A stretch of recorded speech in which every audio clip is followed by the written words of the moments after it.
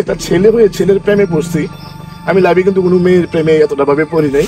নিজেকে আমি ভুলতে পারি, তোমাকে যাবে না বলা। তুমি মোর জীবনের ভাবনা। দেশের ইতিহাসে একটি নাম সালমান শাহ। 1996 সালের 6 সেপ্টেম্বর যার রহস্যময় মৃত্যু আজও কোটি ভক্তের হৃদয়ে অমীমাংসিত হাহাকার হয়ে আছে।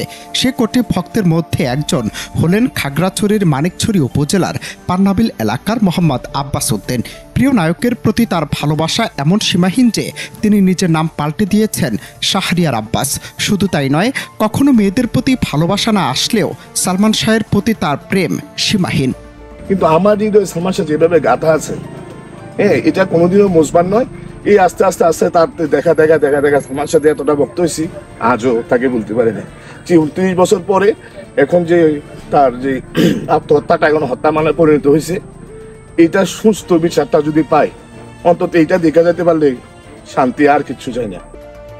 এখানেই শেষ নয়, শাহরিয়ার ইমন নামে তাল মিলিয়ে নিজের নাম পরিবর্তন করে সালমান শাহের আসল নামের অংশ জুড়ে দিয়েছেন তিনি। বহু বছর আগে ভালোবাসা সিনেমা দেখার মধ্য দিয়ে শুরু হওয়া এই অসীম প্রেম তাকে কাগজের পাতায় প্রেমময় বাক্য লিখতে বাধ্য করেছে, প্রিয় মানুষটির ছবি আঁকতে প্রেরণা জুগিয়েছে।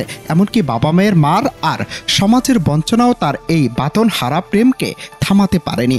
আব্বাসের মতো এমন অসংখ্য ভক্তের একটাই চাওয়া, এত বছর পর যেন প্রিয় নায়কের মৃত্যুর সঠিক বিচার হয়। আমার ভাগ্য কি এমন একটা, আমাদের একটা ঈদুল আজহা কোরবানি যেটা বলি, সেই দিন আমি প্রথম যখন সিনেমা হতে গেছি আমার বড় ভাইয়ের সাথে, তখনই যাই দেখি যে সালমান শাহ ছবি আশা ভালোবাসা। ঢুকার পরে একটু পরে গান আমি গেয়ে যাবো, এই আসলে গানটা যখন শুরু হয়েছে, ওই যে গানটা গাওয়ার পরে তার দৃষ্টিভঙ্গি, তার অভিনয়, তার চাহনি, ওগুলো দেখে যে তারে আমি বুকের মাঝে এমন ভাবে স্থান দিচ্ছি। একটা ছেলে হয়ে ছেলের প্রেমে পড়ছি। আমি লাভে কিন্তু কোনো মেয়ের প্রেমে এতটা ভাবে পড়ি নাই। ছেলে হয়ে যে ছেলেটার প্রেমে পড়ছি, আজও তার বুকের মাঝে গাইতে রাখছি।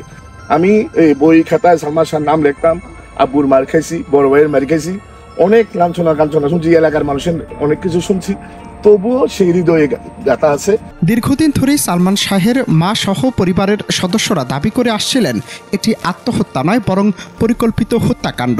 কিন্তু বারবারই মামলাটিকে অপমৃত্যু বা আত্মহত্যা বলেই দেখানো হচ্ছিল। অবশেষে প্রিয় নায়কের মৃত্যু দীর্ঘ 28 বছর পর গত 20 অক্টোবর আদালতের এক যুগান্তকারী নির্দেশে মামলাটির মোড় ঘুরে যায়। আদালত সালমান শাহের মৃত্যুর ঘটনায় পূর্ণ তদন্তের নির্দেশ দেন। আদালতের এই নির্দেশের পর আবারও সারা দেশের মানুষের মাঝে আলোচনায় উঠে আসেন সালমান শাহের রহস্যময় মৃত্যু। আদালতের নির্দেশের 24 ঘন্টা না পেরোতেই দ্রুত আইনি পদক্ষেপ নেন সালমান শাহের মামা আলমগীর কুমকুম এবং তিনি একটি হত্যা মামলা দায়ের করেছেন। এই মামলায় উঠে এসেছে 11 জন অভিযুক্তের নাম, যা মামলার জটিলতা এবং ব্যাপ্তি বাড়িয়েছে। মামলার এজাহারে প্রথম আসামি হিসেবে নাম রয়েছে সালমান শাহের সাবেক স্ত্রী সামিরা হকের। এছাড়া অভিযুক্তদের তালিকায় রয়েছেন ব্যবসায়ী আজিজ মোহাম্মদ ভাই, লতিফা হক লুসি, চলচ্চিত্রের খলনায়ক ডন সহ আরও কয়েকজন। প্রিয় নায়কের এই নতুন করে শুরু হওয়া বিচারিক প্রক্রিয়ার দিকে চোখ রেখেছে গোটা দেশ। শাহরিয়ার আব্বাসের মতো অসংখ্য ভক্তের দাবি, এত বছর পর যে মামলাটি অপমৃত্যু থেকে হত্যা মামলায় রূপান্তরিত হলো, সেই মামলাটির যেন সঠিকভাবে বিচার কার্য পরিচালিত হয়। ভক্ত আব্বাস স্পষ্ট হুঁশিয়ারি দিয়ে জানিয়েছেন, যদি অপরাধীরা বিচারের আওতায় না আসে তবে তিনি দেশব্যাপী আন্দোলনের ডাক দেবেন। এই দীর্ঘ 29 থেকে 30 বছর পর যে মামলাটা অপমৃত্যু মামলা ছিল, যে মামলাটা আত্মহত্যা মামলা ছিল, সেই মামলাটা আজ হত্যা মামলায় পরিণত হয়েছে। এখানে আসামি করা হয়েছে মোট 11 জনকে। আমি এবং আমরা যারা সালমান ভক্ত আছি, আমরা সবাই চাই যারা এই খুনের সাথে জড়িত আছে তারা সুষ্ঠু বিচার হোক, তাদেরকে বিচারের আওতায় আনা হোক।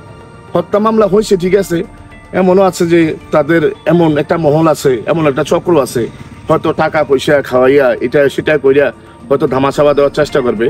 আমি প্রশাসনের কাছে বিনীতভাবে অনুরোধ করছি, আপনারা অন্তত এত বছর পরে এই সালমান শাহর হত্যার বিচারটা করে দেখাই দেন যে আইন কতটা এগিয়ে আছে, বাংলাদেশের আইন কতটা সচ্ছল। অনন্ত হাসান মাসুদ, বাংলা টিভি।